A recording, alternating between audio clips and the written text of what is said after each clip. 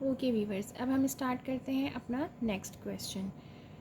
अब मैंने जो चूज़ किया है क्वेश्चन, वो मैंने चूज़ किया है 1.4 ऑपरेशंस ऑफ यूनियन का। अभी हमने यूनियन पर बात की थी, अब हम बात करेंगे इंटरसेक्शन वाले पे, जिसमें मैंने क्वेश्चन नंबर 3 चूज़ किया है।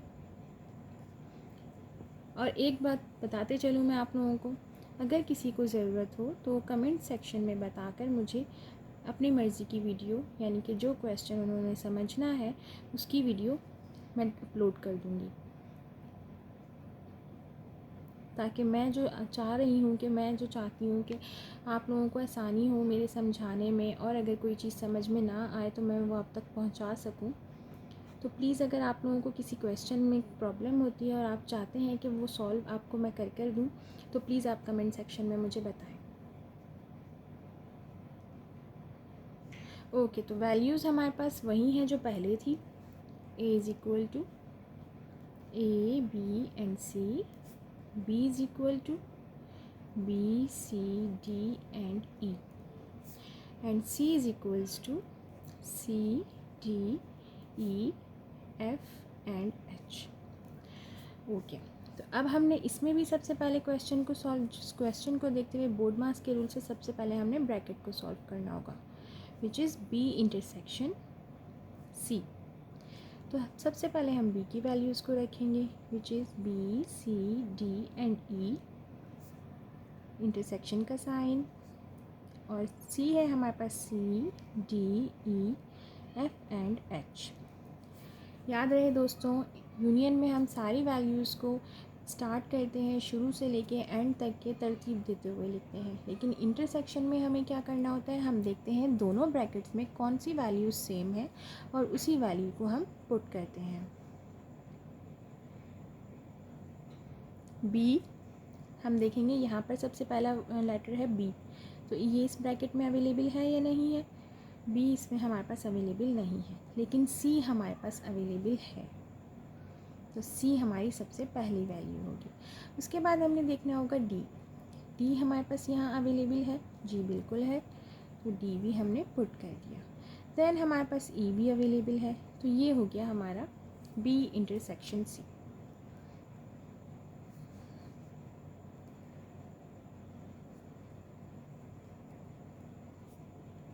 अब हम एक ही ये, क्योंकि ये हिस्सा हमने सॉल्व कर लिया है अपना, अब हम इस हिस्से को भी लेकर चलेंगे।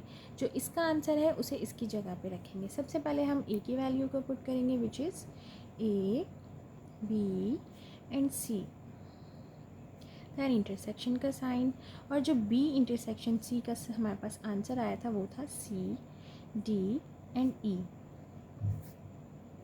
अब हम इन दोनों में भी देखेंगे, क्योंकि इसके बीच में भी इंटरसेक्शन का साइन है, तो हम क्या करेंगे, इसमें देखेंगे कि यहाँ पे हमारे पास जो वैल्यूज़ हैं उनमें सेम वैल्यूज़ कौन सी हैं। ए हमारे पास दोनों में अवेलेबल नहीं है, बी भी हमारे पास दोनों में अवेलेबल नहीं है, दैन सिर्फ हमारे पास सी है, ऐसा लेटर है जो दोनों में अवेलेबल है, तो हमारी इस वैल्यू का आंसर बनता है सी।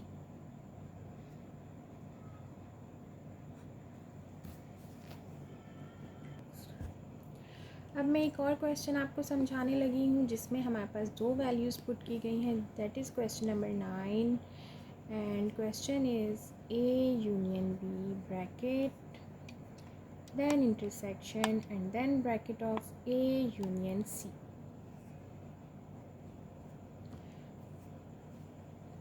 हम इनकी वैल्यूज़, अब इसमें दोनों ब्रैकेट्स हैं हमारे पास और बीच में इसमें वैल्यू है हमारे पास, यानी इंटरसेक्शन है, तो हमें इन्हें सॉल्व करना होगा। सबसे पहले हम एक एक ब्रैकेट को करके सॉल्व करेंगे, देन उन दोनों के आंसर्स का हम इंटरसेक्शन निकालेंगे।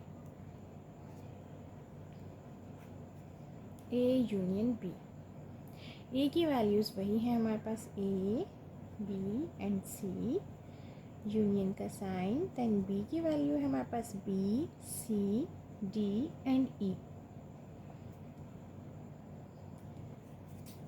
अब देखेंगे हम इन दोनों वैल्यूज़, इन दोनों ब्रैकेट्स में, कि हमें सारी वैल्यूज़ को, क्योंकि इनके बीच में हमारे पास जो साइन है वो यूनियन का साइन है, तो हमें इनकी वैल्यूज़ को पुट करना होगा सेटिंग से, यानी तरतीब देना होगा पूरा मैनिपुलेशन के साथ। अब हम स्टार्ट करेंगे। सबसे पहले कौन सी वैल्यू आएगी हमारे पास, ए, बी, सी, देन डी, देन ई। ये हमारा कौन सा ब्रैकेट सॉल्व हुआ है? ए यूनियन बी का। अब हम सॉल्व करेंगे ए यूनियन सी। ये ब्रैकेट हमने सॉल्व किया, अब हम इस ब्रैकेट की तरफ चलेंगे। ए की वैल्यूज़ हमारे पास वही A, B and C. Then union C की वैल्यूज़ है हमारे पास C, D, E, F and H. अब इन दोनों ब्रैकेट्स को हम देख के सॉल्व करेंगे कि इन दोनों में कौन सी वैल्यूज़ को पहले हमें पुट करना चाहिए, तरतीब देनी है हमें। ए, बी, सी। अब ये ब्रैकेट तो पूरा हो गया, इसमें अब हम देखेंगे D, E, F and H. तो दोस्तों ये हमारा दूसरा ब्रैकेट भी सॉल्व हो गया। अब हम इन दोनों ब्रैकेट्स के इंटरसेक्शन निकालेंगे।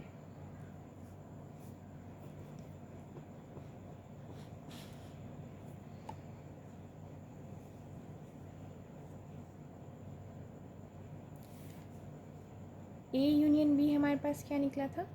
ए, बी, सी, डी एंड ई, और इंटरसेक्शन का साइन बीच में आएगा। देन हमारे पास ये वाली वैल्यू निकली थी A, B, C, D, E, F and H.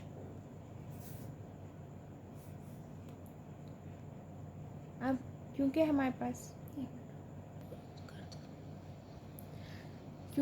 पास इसके दरमियान में साइन जो है वो इंटरसेक्शन का है, तो हमें देखना होगा कि कॉमन वैल्यूज़ इन दोनों में कौन सी हैं।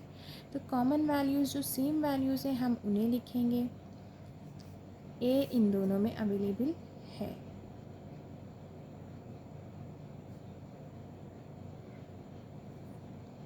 बी भी अवेलेबल है,